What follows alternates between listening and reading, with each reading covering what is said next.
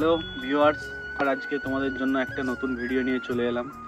MT-15 দেখছি যে সবাই বলছে, আমিও ইউটিউবে অনেক ভিডিও দেখলাম যে ব্যাটারি খুব খারাপ হয়ে যায়, যেটা আমার সঙ্গেও ঘটেছে কিছুদিন আগে।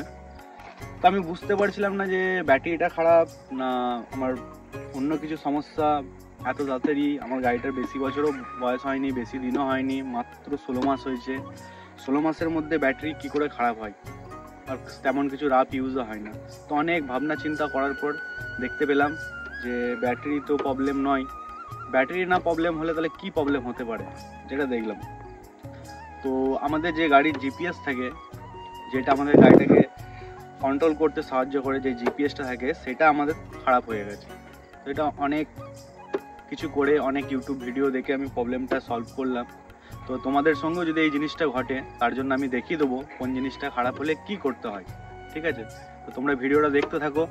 আমি কোন জিনিসটা করছি, কোথা থেকে কি করছি, একদম ক্লিয়ার দেখাবো, পরিষ্কার দেখিয়ে দেবো। দেখলেই তোমরা বুঝতে পারবে। তোমাদের কাছে যদি MT-15 থাকে তো তোমরাও এই ট্রিকটা করবে, পুরো প্রবলেম সলভ। ঠিক আছে, চলে এসো। আর একটা কথা বলে দিই যে আমাদের এই সিটটা যেখান থেকে আমরা খুলবো, ঠিক আছে, তো আরেকটা জিনিস তোমাদেরকে নোটিস রাখতে হবে। এই সিটের নিচে যে আমাদের এই যে এই কিটা আছে, এটা কাছে নিয়ে এসো, কাছে দেখাও। এই যে কিটা আছে, এটা দেখতে পাচ্ছ, এইখানটা তোমার খুব সাবধানে রাখতে হবে, না তো অনেক সময় কি হয়, যখন রাস্তায় চলে গাড়ি তখন মাটি ফাটি ঢুকে এটা জাম হয়ে যায়।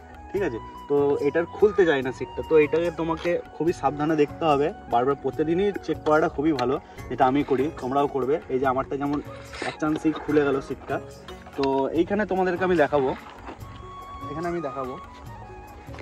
এখানে এসো, আমি এখানে দেখাবো। যেহেতু আমার প্রথম থেকেই যেটা ব্যাটারি বলছিলাম সেটা আমার করাই আছে, ঠিক আছে, তো আমি করে রেখেছি আমার প্রবলেম হচ্ছিলো বলে। তো তোমাদেরকে দেখানোর জন্য আমি খালি জাস্ট দেখিয়ে দিচ্ছি যে কোন জিনিসটা এখানে খারাপ হতে পারে। এই যে এই জিনিসটা দেখছো, এটা হচ্ছে জিপিএস, যেটা বলছিলাম, দাঁড়াও খুলে দেখাই।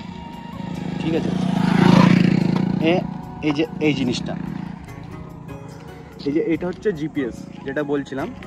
এই জিনিসটা যদি খারাপ হয়ে যায় তো এই জিনিসটা তোমার ব্যাটারি খুব সমস্যা করবে। ব্যাটারি তোমার খারাপ হয় না, এই জিনিসটা খারাপ হয়ে যায়। দেখবে যে নতুন গাড়ি তুমি নিয়ে এসে রেখে দিয়েছো, রাত্রেবেলায় চালিয়ে, তোমার ভালো গাড়ি তুমি চালিয়ে নিয়ে এসে রেখে দিয়েছো, সকালবেলায় দেখছো আর জাস্ট গাড়িটা স্টার্ট হচ্ছে না, মানে ব্যাটারি একদম ডাউন। তুমি আবার গ্যারেজে নিয়ে যাবে, কিংবা গ্যারেজের লোক আসবে, ওরা আমার মতে বলে এখন যে লোকাল গ্যারেজ আছে তাদের কাছে এইসব BS7 6-এর গাড়ি, এইসব গাড়ি না দিয়ে, ভার্সন 2 এইসব না দিয়ে নর্মালি শোরুমে দেওয়াটাই বেটার হবে।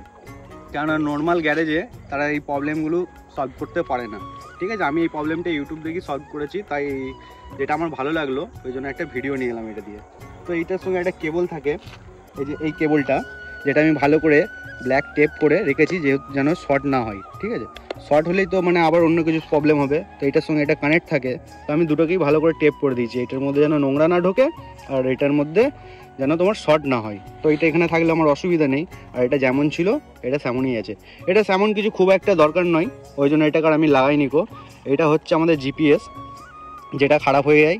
এই জিনিসটা আমার শর্ট হয়ে গেছে, যার কারণে গাড়িটা আমার ব্যাটারিটা ডাউন করে দিয়েছে। ঠিক আছে, তো এটা তোমাদেরকে বলে দিলাম। এটা একটু দেখবে, যখনই গাড়ি তোমার প্রবলেম হবে ব্যাটারি, এটাকে খুলে ডাইরেক্ট করে চালাবে।